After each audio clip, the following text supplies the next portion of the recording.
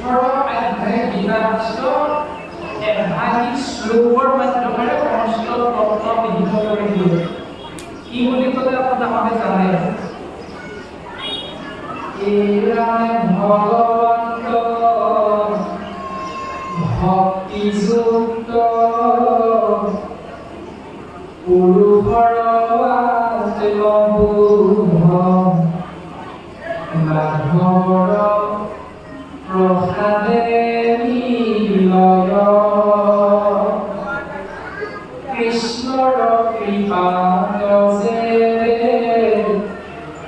গুচয় সংসাৰ ভৰ এহি মানে গীতাৰ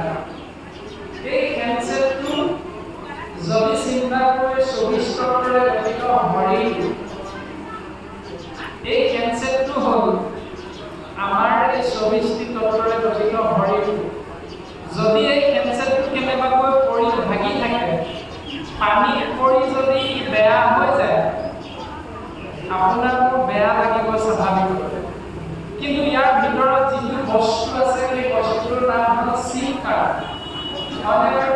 ইয়াৰ ভিতৰত সিম কাৰ্ড এটা থাকে, সেই সিম কাৰ্ডটো উলিয়াই দি পুনৰ আমি দোকানৰ পৰা বেলেগ এটা হেণ্ডছেট কিনি তাত যদি ভৰাই দিওঁ তেতিয়াহ'লে সিম কাৰ্ডটোৱে আকৌ কাম কৰিব।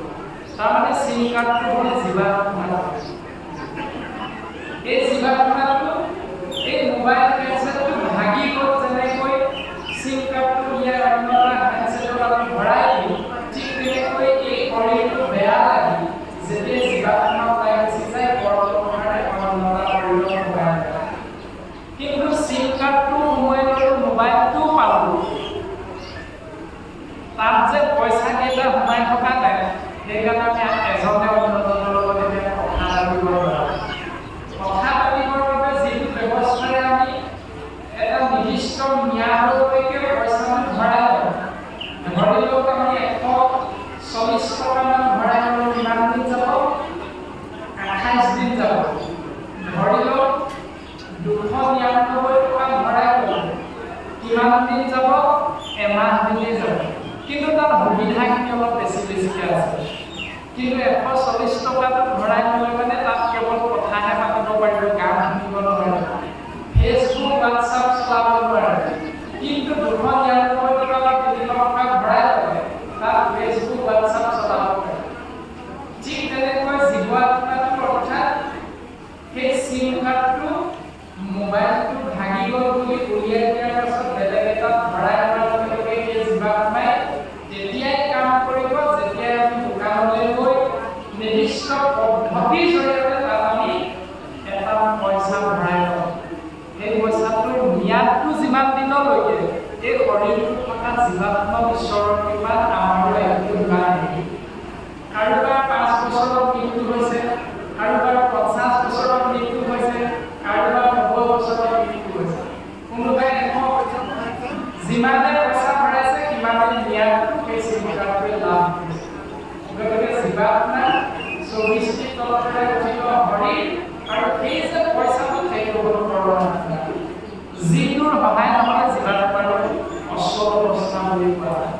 গতিকে জীৱ আত্মা পৰমাত্মা দুয়ো ককাই ভাই, ককাৰ বন্দী গলা চিনা জনা। গতিকে হেণ্ডছেটটো ভাগি গ'ল, আপোনালোকে দুয়ো নকৰোঁ নহয়, নতুন এটা কিনি লওঁ। ঠিক তেনেকৈ এই জীৱাত্মা ইয়াৰ পৰা ওলাই গ'লে আপোনালোকে দুয়ো কৰি লাভ নাই, এইটো সংসাৰৰ নিয়ম। আৰু এই পৰম শব্দটোকে বুজাবলৈ যাওঁতে